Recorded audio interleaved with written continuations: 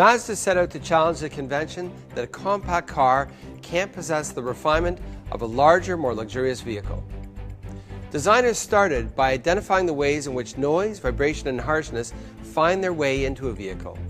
Wherever possible, they eliminated these sound pathways. An example of this can be seen in the design of the stereo.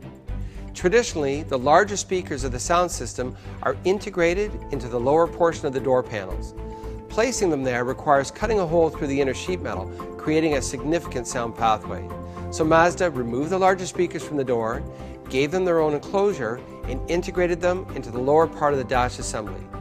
This dramatically reduced the amount of noise that enters the cabin, and to deal with noises that are still able to find their way in, engineers tuned the acoustic properties of the floor mats and headliner so that sound is more effectively absorbed. The result of these efforts is a compact car that delivers remarkable levels of refinement.